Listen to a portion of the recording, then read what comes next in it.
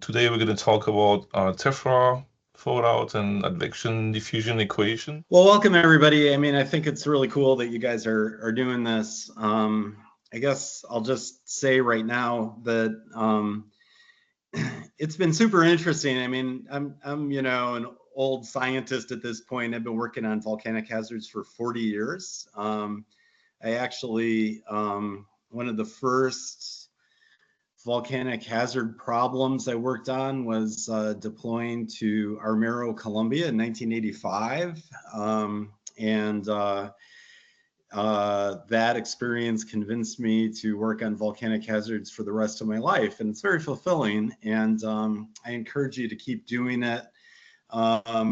And even though I've been in it for 40 years, I can tell you, hey, we're just at the beginning. There's a lot of work that needs to be done to improve volcanic hazard models and to mitigate hazards and to communicate hazards and that sort of thing. So it's super exciting to see everybody interested in this class. All right, so Sylvan asked me to talk about the advection diffusion equation. It comes up in all kinds of volcano related problems, not only hazard problems, but if you're interested in even melt diffusion in a crystal rich magma chamber or crystal clocks or something like that, you're going to wind up using the diffusion equation or the advection diffusion equation. It comes up in understanding hydrothermal systems, flow of hot water in the ground, changes, when you change the thermal output of the volcano, how does that change convection in a hydrothermal system? Of course, it comes up generally in groundwater models, and it's used everywhere in atmospheric transport models. So it comes up with not only Tephra dispersion in the atmosphere, but any kind of contaminant transport in the atmosphere, like VOG or volcanic gas diffusion in the atmosphere and stuff like that. So you may, have encountered this equation before as a differential equation. And if you're like me, you look at that and your first reaction is, okay, I'm going to move on. I'm not going to deal with that equation right now. I'll come back to it someday. Try to go for the implementation before I go for understanding the equation. That's totally understandable. If you've had a course in differential equations in, say, a math department somewhere, the equations are treated completely different than the way we treat them. If you've not had a course in differential equations, the notation looks daunting, in my opinion, and there's no need. So right off the bat, I just want to talk about this equation that you see, and let's talk about it in human terms. Like, what is this equation about? How do we explain the equation? How do we use the equation? Can we leave parts out? Can we add additional parts to the equation? How can we simplify it to use in a hazard model? That sort of thing. Those are the questions we need to ask ourselves when we look at an equation like this. Okay, so first of all, I'm sure and you've encountered somewhere this partial differential symbol. If not, no problem. It's notation, right? It's just a notation that mathematicians use for change in. So this first term here says, what's the change in concentration as a function of time, right? And in general, that's the sort of thing we're interested in. So if in this particular example, the concentration is the mass concentration of particles. So C would have units of kilograms per cubic meter. And so what's the change? If we think about a cubic meter in space somewhere next to a volcano that's erupting, what's the change in concentration of tephra, meaning the mass of tephra in that cube, and how is that changing as a function of time? That's what that first expression means. And a lot of times when we're solving the advection diffusion equation, that's the quantity that we care about for solving. Like, we want to know in the future what the concentration is going to be given current conditions and that sort of thing. Okay, so going on the left-hand side of that equation, this next term the change in concentration as a function of x is called an advection term. That's advection with an AD. Sometimes you'll see it, especially in the engineering literature, you might see it referred to as a convection term, but in general, in atmospheric sciences and volcanology, we talk about it as an advection term. And that's the change in concentration with one coordinate in space. And so the idea behind this is if you're interested in a particular cube of space next to an erupting volcano, you probably want to know what the concentration is around that cube, because at least say in the x direction, say in the east-west direction where east is positive, maybe the wind will blow more material into your cube as a function of time. So let's see, it's got to have this expression, of course, has to have the same units as this expression. So that's W, which is an advective term, it's the wind speed in this case, is meters per second, right? So if I have meters per second times kilograms per cubic meter, that's the units of C. Of course, the partial differential symbol is just notation, it doesn't have units. Divided by X, I get the same units as in this expression, kilograms per cubic meter divided by time, right? The meters cancel in that. So that's helpful. This is the advective term, and this term is exactly the same in the Y direction or the north-south direction, right? So these two terms are advective terms in the equation, right?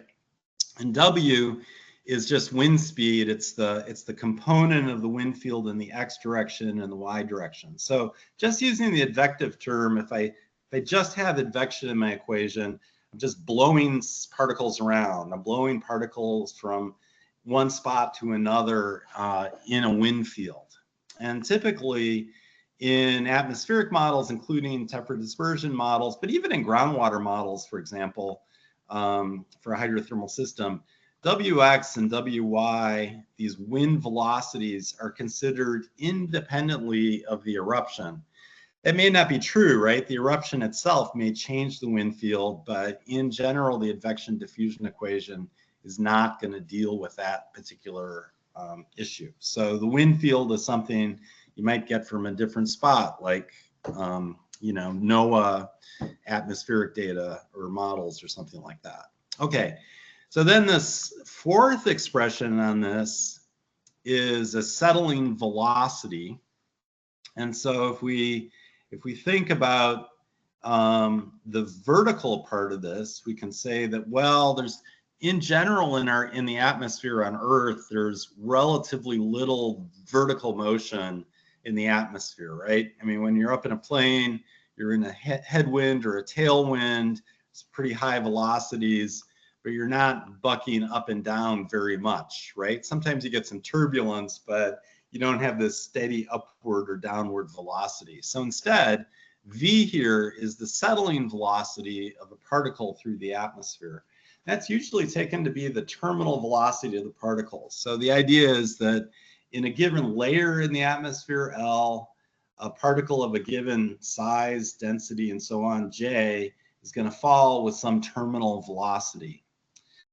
So usually this applies pretty well, especially for relatively low volcanic plumes. There's some complications there which you need to be aware of in modeling really large eruptions.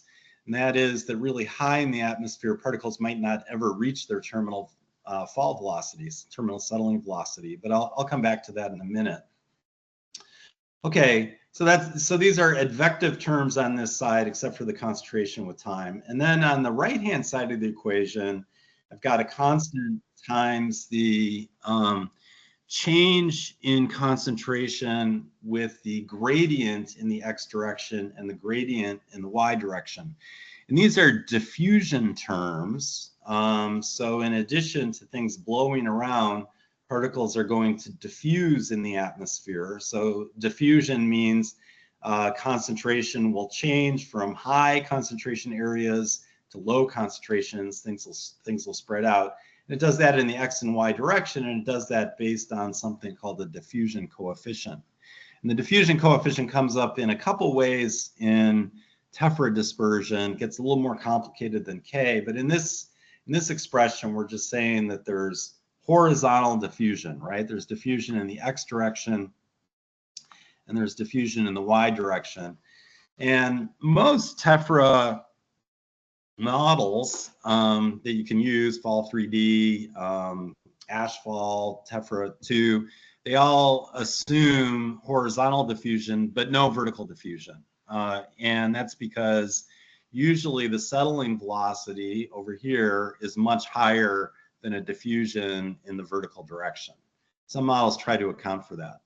And then this constant over here is called a source term.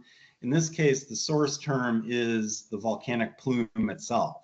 So we put a source of Tephra into the atmosphere and see what happens. And so this is the equation that's, as we generally write it, to govern Tephra dispersion in the atmosphere. Admittedly, it's a bit of a mess, right? It's like, okay, that's a lot of information. But even so, you can kind of get the sense that when we write down these differential equations, and it's true of just about every differential equation you ever look at in a volcano modeling paper of any kind, it's a simplification of reality. I mean, it's kind of interesting. Sometimes people say, oh, this is a physics-based model because I'm, using a diffusion term.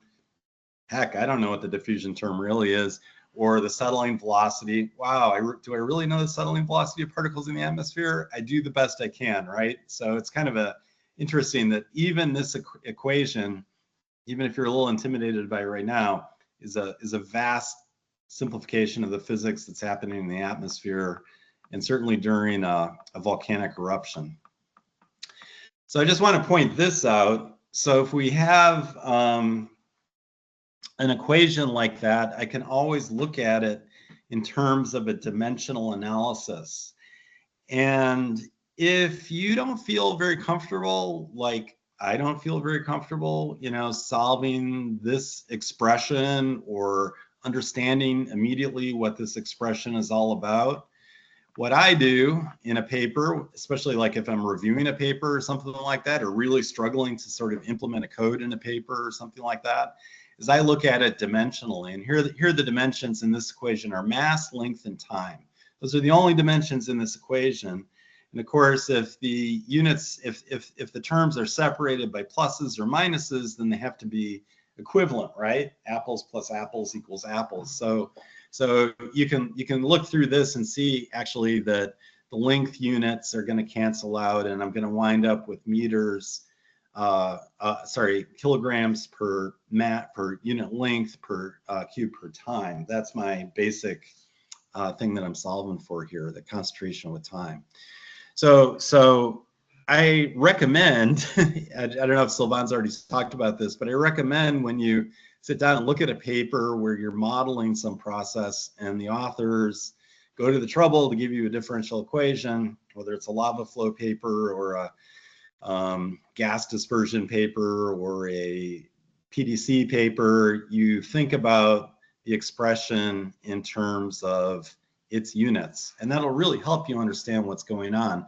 And by the way, that's how people derive these equations, right? I mean, if you're trying to model a physical process, you actually sit down and think about what the units are that you need to balance the equation. And one way to think about K in this expression up here is K is a diffusion term. It's balancing the units, right? That's the diffusivity in the atmosphere is the term, the constant you need to balance the units on the right-hand side with the left-hand side of the equation. So that's what that's all about. And that's a lot, so sorry I just dumped that on you. But anyway, I'm going to go on and think about how to solve this expression on a computer. And we're going to solve it generally first. And Tephra 2 is just another model that sort of makes additional assumptions to sort of simplify this expression and make it easier and faster to solve. But I just wanted to show you the general sort of solution first. And so right now I just dropped, just to simplify it, I dropped one term. I dropped that settling velocity. So the particles in this case, you can think of as really small, or gas particles. They just stay suspended in the atmosphere in the plume. That simplifies this equation to look like this. I've just dropped that one term. Okay, and I'm going to implement this expression using finite differences. And I don't think I'm going to take the time to go through finite differences in detail, but the idea is I can come up with an analytical solution for this expression. And in fact, I think what I'm going to do is actually go to a simpler version of this. And Sylvan, I don't know if they have this notebook. I can put it online also, or you can put it online. But let's even simplify this further. Let's just say the change in something like temperature or Tephra concentration or whatever is only a function of diffusion, right? And so this equation would simplify to something like this. And if K, now alpha, is constant, then I can just factor that out and I have a two-dimensional diffusion equation written here. So it turns out in finite, if I want to solve that equation, I need some initial conditions. I need to know initially what the atmosphere is like or whatever. And I need to write down this expression, this differential equation, in a form that computer code can solve, right? And so remember that the partial differential symbol is just a delta. It's just a change in something, t in this case, as a function of time.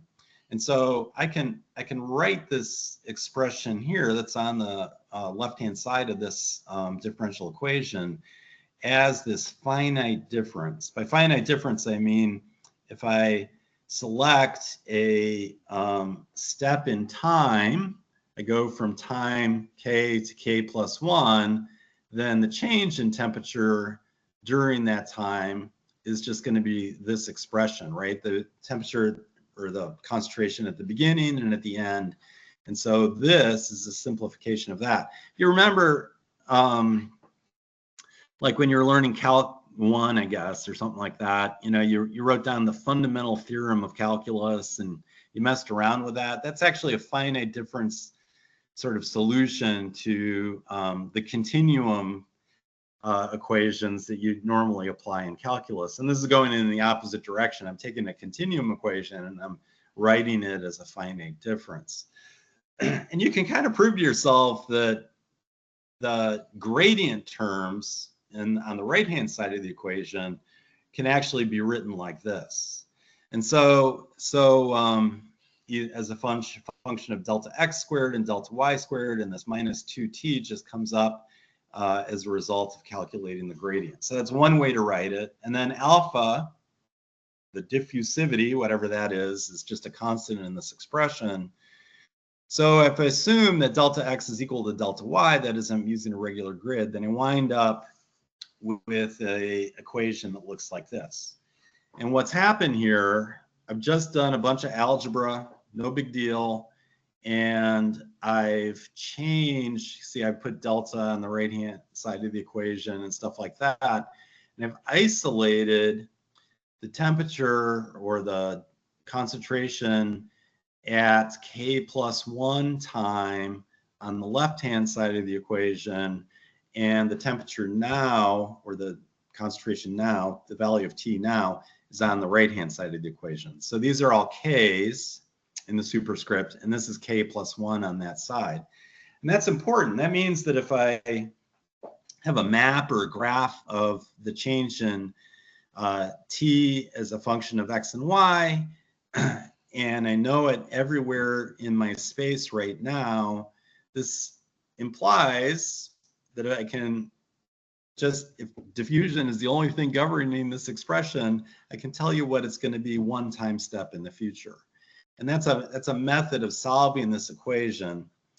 There's some complications. You know that the fundamental theorem of calculus breaks down if my delta t value or my delta values are too big. And that's the same thing here. So I can actually find out a sort of maximum step that I can take for a given grid size and a given diffusivity in my expression. And so that's what's written out there. Okay, so how do I implement this in code? And I'm just going to give you a couple examples. You guys know about NumPy and Matplotlib, I believe, at this point, or these are just libraries I import from Python. And then I can implement this equation very simply. This is an example of the implementation of that equation from Gurya's book on numerical geodynamics. But you know, you can find a 1,000 of these expressions online. You can ask ChatGPT to write you one or whatever. Let's concentrate on what we put into this equation. So U naught is whatever this temperature or T field is across my map area right now. That's with the K values. And U is what it is one time step in the future. That's what I want to know. D in this case is just the diffusivity term, which I termed alpha up there. DT is the change in time. Dx squared and dy squared are the change in grid spacing squared. So using some shorthand, I'm going to treat this as a black box today, but using some shorthand, I can calculate that on the grid everywhere and return my updated value of the expression. So let's see how this works. I'm going to define a grid. W and H are the grid dimensions. I'm going to define dx and dy. I'm going to define this in terms of thermal diffusivity at the moment. I'm just going to say D is equal to the thermal diffusivity of granite or something like that. I'm going to change with a hot body of rock, say a basalt intrusion, into a not so hot granite body at say 200 degrees C. I'm going to find these expressions. So the first thing I have to do is I have to initialize my conditions, and that's what I do here. I just define a zone that's hot, right? That's my intrusion. And I go through time steps, and I just call that function that I specified up here. Okay, so I just call that function, and so step by step, for each time step, I calculate the new, in this case, temperature field as I go into the future. And I do that for as many steps as I want, and I see how the temperature is diffusing into the surrounding medium. Okay, so what's the take home? And I ran this in this, you know, basalt dike cooling and granite. I ran it for say 300 days or something like that. So you can see that the heat, the granite is heating up around the initial body. Didn't illustrate that very well, sorry, but you can mess around with this. You can change the diffusivity, you can change the size of the grid, all that kind of stuff, and just sort of treat this expression as a black box. But my point is, numerically, I have no problem solving this equation, right? And what this equation does, you know, just take the code, use it for the problem at hand, whatever you want to do. But I take this code and I implement it, and it's showing me how heat diffuses away from this core area I just defined in my initial condition into the surrounding cooler area as a function of time, right? So you can, if you get a hold of that notebook, you can run it, change the parameters, change the number of time steps, change the initial temperatures, all that stuff, and see what's going on. Okay, so let's go back here. Yeah, I just uploaded this notebook into the week 3 folder, so you guys should have access to it as well and can play around with it if you want. Yeah, so I'm talking in a monotone here. Are there any questions about that? You guys get it? So what I'm advocating is, and this is a simple code, and you'll notice what I did is I said, oh, well, Tephra dispersion is kind of a complicated problem. I'm going to solve one part of it first and just see how that goes. And this is actually solving that part. So the diffusion part of that expression. So you can just mess around with that to your heart's content. But let's go back to the advection diffusion equation, because Sylvain wants me to get to this before too long. Okay, so anyway, we can do the same finite difference thing here. And so we need a function to solve for the concentration in the advective term. We already solved for these guys over here on the right-hand side of the equation.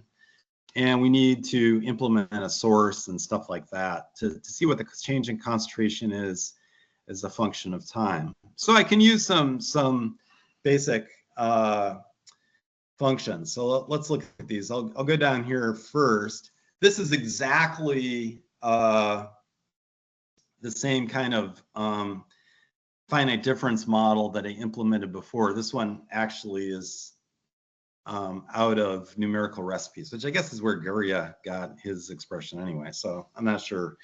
But if you buy one book to help you understand how to implement differential equations and numerical models in code, if you're interested in drilling down to that level, I recommend Numerical Recipes. Look it up on Google Scholar. It's been cited probably like, I don't know, 40,000 times or something. Scientists use this book to help solve these differential equations, is what I'm saying.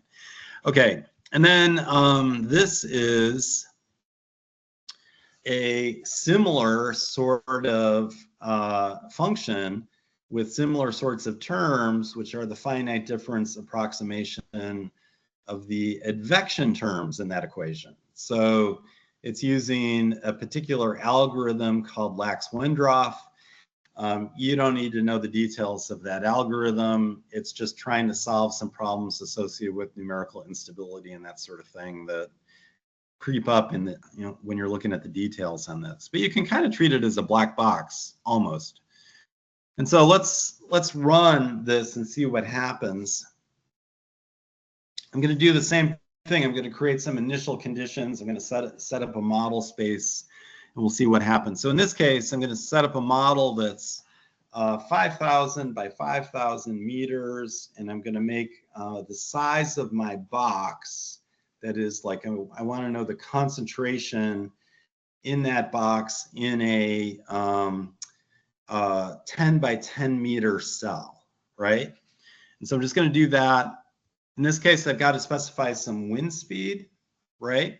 I'm gonna specify the wind velocity is -5 meters per second in the x direction. So if I think about the components of the wind field, it's blowing to the west at 5 meters per second, and V is blowing in the -y direction, 5 meters per second. Actually, the way I set that model up, this model up, that's blowing north. Doesn't really matter.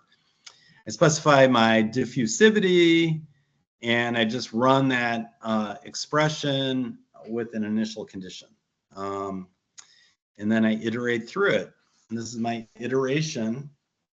I take 1,500 time steps, and I call the first function, which is the advection function, and then that updates my grid based on advection. And then I call the diffusion function, and I update my grid based on diffusion. And then what this last term does is it just adds more stuff to the model. That's my source term. So you can check that out. And if I just show you the result, this is the result. So in this case, I've got a sort of a square source, and I'm advecting the material to the west. So that's sort of in that negative direction on this grid, and I'm advecting it to north, which is the negative direction on this y-axis. And you can think of it as being like a candle flame or whatever, being advected away from that source. So I'm looking in map view here. Okay, and so let's do this one more time. This whole part is the same. I'm just going to use Lax-Wendroff 2D advection and 1 time step 2D diffusion as black box functions. So I'm just going to call those from my script and run that. I'm going to define x and y.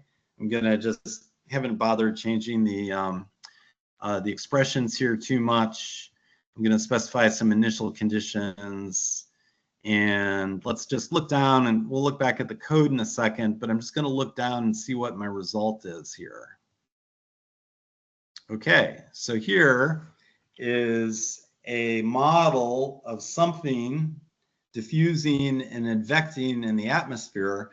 I'm looking at a slice, a vertical slice through the atmosphere. So here's my source, like a bent over volcanic plume or something like that. And you can see the material moving downrange in this model and spreading out a little bit as it goes, and it reaches some height in the atmosphere and bends over.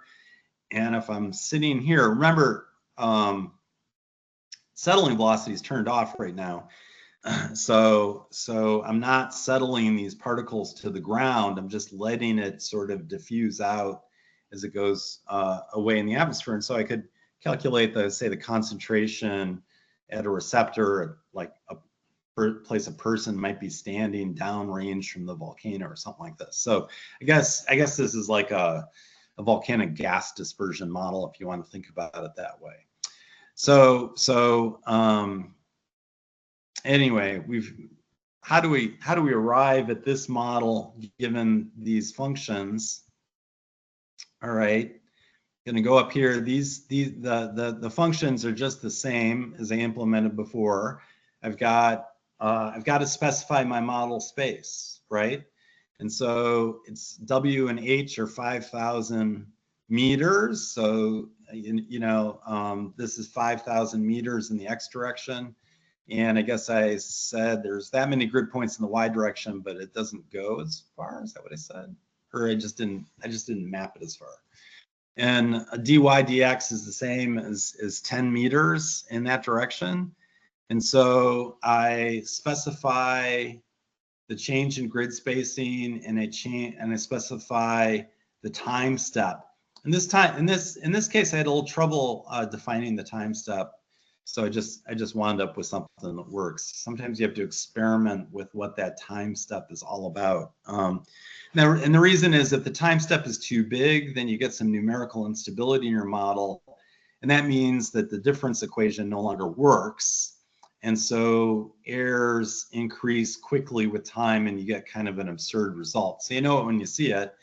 And if dt is too small, then your model just takes a really long time to run. So you kind of mess around to find a sweet spot. Lines 23 through 27 here just put in the wind field.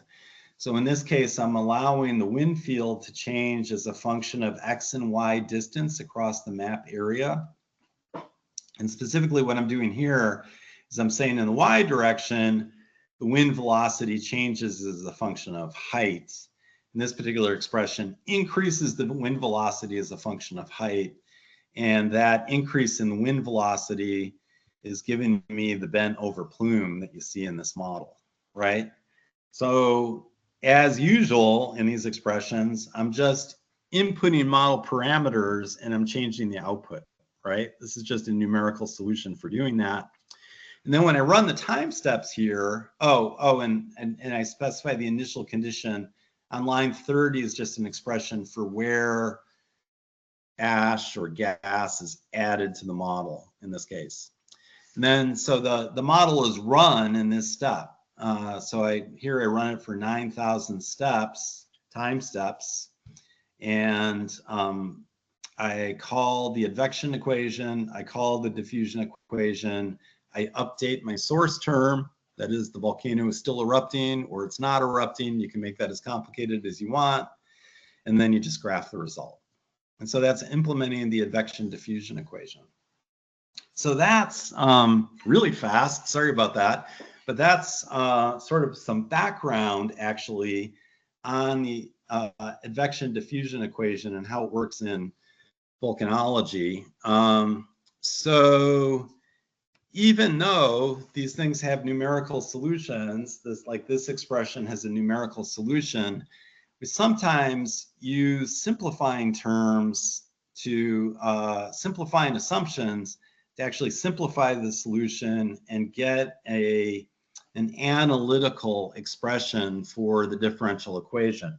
So what does the analytical expression do for me? It means that I don't need to solve the equation numerically, which is what I'm doing in these expressions, these functions. Instead, I can just write a math equation down to solve the terms. So in Tephra 2, what I do is, let's go back up to the diffusion equation. What I do in Tephra 2 is I solve all of this analytically. And that comes at a cost. Okay, so what's the cost? Well, one cost is that K needs to be constant across my map area if I'm going to solve this analytically. So there are a couple ways around that, and Tephra 2 implements a couple tweaks on that. But in general, K, this diffusion term, is going to be a constant across my area. The other thing I do when I create an analytical solution, I guess the main thing I do is I integrate over time. So in analytical expressions, like in Tephra 2 or Fall, I'm forgetting about Fall 3D, how they do it exactly, but Ash Plume or something like that. What those models do is they integrate this expression as a function of time with somewhat simplifying boundary conditions. So what that does for me is it allows me to calculate the accumulation on the surface expected given a wind velocity. Wind velocity can change as a function of height. In Tephra 2, it doesn't change as a function of horizontal distance. In Fall 3D, it does change as a function of horizontal distance. And it requires a constant known source term. And so if you do all that, you can actually solve this analytically, and it becomes an exponential model. So it's well known in science that the diffusion equation becomes an exponential equation when you integrate it with simplifying conditions, like you integrate over time to get the total concentration at some n time. And so that's what we do in Tephra 2. I didn't bring up the math to do that integration today because I thought I was going to run out of time, which I have. But I want you to know that's how you do it. So when I'll just explain it a little bit, sort of from a math philosophical perspective. You might know that people have worked on the diffusion equation, and the advection equation. Diffusion advection equation is just a complication of that. But people have worked on the diffusion equation for a long time. People like Gauss and Laplace worked on this expression, and what those guys realized is diffusion, or the concept of diffusion, is related to uncertainty. So the genius of Gauss in this particular arena was that he was able to say, well, if I have diffusion as a function of time, it's like I'm less certain where a particle is, a specific particle is as a function of time. And he realized that the diffusion equation is a differential expression in 1D, say the diffusion equation is a differential expression of the normal distribution, right? The bell-shaped curve. So think about diffusion statistically as you have a mean and maybe initially some very small standard deviation. And with time, that standard deviation is just increasing and increasing and increasing. So your bell-shaped curve becomes broader and broader. It's really fascinating to me that physical diffusion is essentially the same in science as statistical diffusion or the normal distribution. So that should make your spine tingle a little bit. I think that's genius on Gauss's part to reach that conclusion. Helps us out a lot. So the analytical solution used in Tephra 2 has a lot to do with the normal distribution, and K essentially becomes the standard deviation of a normal distribution as a function of time. And there's a bunch of complications. We integrate over all kinds of particle sizes because different particles are going to fall with different settling velocities. The settling velocity changes as a function of height in the atmosphere. I said I would get back to that. So you know, if you're near the surface of the Earth, the atmosphere is relatively dense. The terminal velocity is relatively slow, right? That's Stokes settling. And as you get higher in the atmosphere, the settling velocity of particles becomes faster. So a 1 millimeter diameter particle settles at, you know, say 1 meter a second. Low in the atmosphere, that same particle might be settling at 2 meters per second, twice as high in, at an increased height in the atmosphere, and so on. And that works up to a certain level in the atmosphere, but the physics of the atmosphere become really complicated if you get up above, you know, something like 30 or 40 kilometers in the atmosphere. And so what happens is if you somehow inject a particle to 50 kilometers height in the atmosphere, like say in the Hunga Tunga eruption or something like that, its settling velocity is so high, right? And at that level in the atmosphere that the particle never actually reaches its settling velocity. It falls lower in the it falls as just a falling particle, pretty well approximated with zero drag until it reaches a denser part of the atmosphere. So that's why those plumes, you know, that reach, say, 50 kilometers in the atmosphere collapse so fast. And so when you see old Tephra models that are saying, oh, you know, the source of this is a 50 kilometer high eruption or something like that, you can just say, no, you can't model that with a model like Tephra 2, because the settling velocity is way too fast. So in more modern papers, you'll see people are limiting their plume heights to say 30 or pushing it a little bit 40 kilometers. And you know, an eruption can punch particles, Tephra particles, up to 50 kilometers in the atmosphere, that's for sure.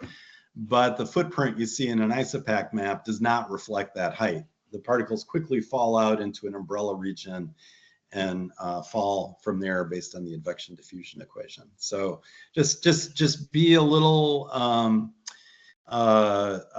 skeptical about applications of these models. It goes across the board. Any model based on this expression, which is all of them, aren't going to work well for super high particle heights. You would have to actually account for the physics of the upper atmosphere in order to model it. And you'd wind up with a sort of umbrella cloud model for your source term. So that's what people are doing now with that. Anyway, I'm sure you got a lot of questions. I did that really fast. Sorry about it, but I'm actually over the time Sylvan gave me, so I'm going to stop. What questions do you have? Yes, thanks, Chuck. Yeah, just wanted to add that, yeah, you know, you may want to differentiate the settling of particles from the plume itself and the settling from the umbrella cloud.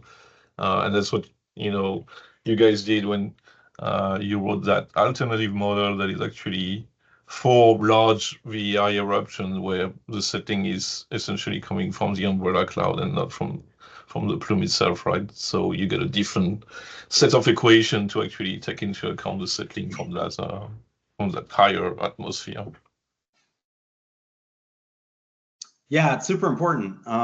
So there's some papers out about that, and you know, some people even think we should characterize the sizes of volcanic eruptions in terms of explosive eruptions in terms of the diameter of the umbrella cloud rather than the height of the plume, right? And that makes sense given the physics of the upper atmosphere. So it's kind of cool how that works out. And I should say the reason, you know, I didn't really specify why, but, you know, you can ask yourself, well, why, you know, have people simplified that differential equation to make an analytical expression? And it has to do with hazard assessments. So in a recent probabilistic hazard assessment Laura Connor and I ran Tephra 2 30 million times to get a handle on the uncertainty in parameters that affect the probabilistic hazard assessment. So it turns out the uncertainty in those model parameters is much more important usually in a probabilistic volcanic hazard assessment than accurately, modeling the eruption with a finite difference model. You can never do that with I shouldn't say never. So far, we can't do that. We can't run 30 million simulations with that kind of model. So maybe in a few years we'll be able to with a quantum computer or something. Or you'd have a lot of time on your hands. A lot of processors. Yep. There's a question in the chat that say, where can we find more information about the equation for a deeper understanding? Yeah, you will see in the Tephra 2 notebook that you guys will have to work on as a homework. Then there will be a link to to a paper about the Tephra 2 model, and I believe also in the Victor website there's some information about the Tephra 2 model and the equation. And I guess, Chuck, you can also put in the chat maybe the link to the GS community codes links where you have a lot of information there as well. Sure. Yeah. And let me, this is a paper that I think you can all download that, Costanza, Bonadonna, and I, and Laura Connor are the authors of Tephra 2, and we decided in this paper to sort of go over all the equations in a lot of detail in Tephra 2. So that's in depth on that one. I don't know if everybody has access. I think it's open access. I'm not sure. Maybe you can check that out, Sylvan or somebody. Yep. And let me find the GS community codes. Right, so what Chuck is putting the link. So I'm sharing my screen. I hope you can see it. So basically, what we want to just show you in the next 5-10 minutes is we created a homework assignment about Tephra 2 on Victor. And you can see, so it's a PDF file that you have in the week 3 folder of the class. So you can open it, and it's basically self-explanatory, so you can just go through it. You can find the objectives there, what you want to do. You have introduction and background. You already have a Victor account, so you can skip to the task and procedure. So there's different parts in this your assignment. So part 1 will ask you to pick up some location points for buildings of interest, where you will have to record the coordinates and briefly describe the building from some cities next to South Sister volcano in the Cascades in the US. And then from that, you're gonna actually go into Victor and install the Tephra 2 model using the Victor setup command line that we already showed you in the previous session. So you just type Victor setup, and then you type 15, which is the Tephra 2 model link, and then you're gonna have a Tephra 2 folder that will appear in your directory. And then you can open the Tephra 2 notebook that is in this directory, which is this notebook here it's called just Tephra 2. And then you can actually use that notebook to run Tephra 2, so to input your parameters and run Tephra 2 to actually get some outputs needed for the assignment. So you can just follow the instructions that are in there, and then fill up the tables with your results here of eruption mass, and then the deposit mass per area, the load, and the total mass on the roof. So we're giving you some tips how to actually get the different values here of each of these results by playing with the units of each of these parameters, and then answer some of the questions in the end that connects to the direction of travel, and then also some question about the roof of the building, depending on how much mass of Tephra is falling into each of your sites there. So that's basically it. So this is an assignment made for a class that had a lot of civil engineers, so that's why it has this kind of portion on the Tephra weight. But this is the main purpose of this assignment is getting used to the code, the Tephra 2 code and the workflow, and getting a feel for it. Also grabs wind data from the Copernicus API, so just kind of learning, oh look, this is another feature of Victor. And for anyone who is in who works with anything related to the advection diffusion equation, doesn't have to be Tephra itself. You can say, oh, okay, this is a path I didn't know existed that I can take now. Yeah, I mean, this is one application of Tephra 2, but there's several applications. You may want to run Tephra 2 for getting data on a specific site, but you may want to Tephra 2 also to get an isopack map. You may want to run Tephra 2 to get a probability of mass loading on a particular area or a point site. So there's a lot of application to the model. So this is just one application, but I think together with what Chuck was just mentioning about the advection diffusion equations, and that shows you a little bit how the model is working. And so now I guess, and I hope you will understand a bit better, how do you get the different values of mass loading at these different locations based on how the advection diffusion equation is working and is bringing your mass of particles at different locations around the vent.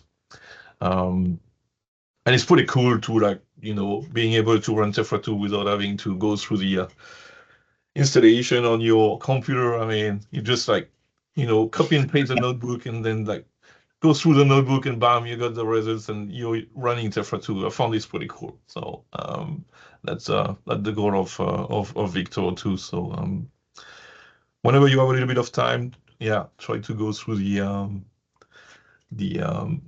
homework assignment, and again, you can do that in group if you want, and then submit that on Gradescope. Just wanted to mention for the previous assignment, I'm gonna work with Sam on this, but in the meantime, if you want, one alternative is to actually use Quantum GIS, so you can actually import your DEM into Quantum GIS on Victor. You remember using the desktop. So you can open your DEM on Quantum GIS, and then you can download that plugin called Elevation Profile, I think it is, and then actually interactively just draw your profile across your region of interest on the DEM, like Einat was showing you last week. So you guys can do that in the meantime if the X-ray part of the homework is not working, and you can put that into the notebook, put the elevation profile into the notebook, and then submit it. But that's the alternative way of doing it. Cool. Is there any questions in anything? Yeah, Gustavo. So just to be sure about the first assignment, the elevation profile is a line that goes from the vent to the east, right? So Okay, so it's not In like X-ray, yeah, you actually, yeah, you define your coordinates are actually the van coordinates of your volcano, and then you can, when you say, UTM east plus something, it's gonna be, yeah, okay. I to wasn't the sure if east or to the north. across the like volcano or just like from the vent on one side. Yeah, I guess you can also, and maybe some you can answer that, but I think you can also define your own location, so X and Y, and say, here's my X and Y, and I want to start from there, and then draw a profile toward the east or towards the south from that X and Y point. Yeah, yes, absolutely. I think when I made this assignment, whenever I just picked east as arbitrary.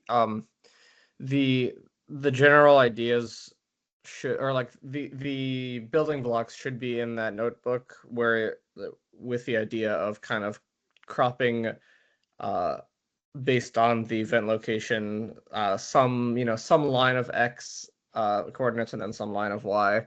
But you can also use QGIS with the elevation extractor. But yes, it doesn't.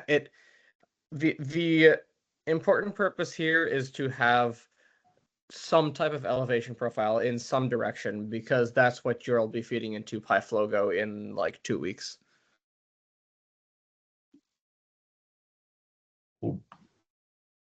Any other questions?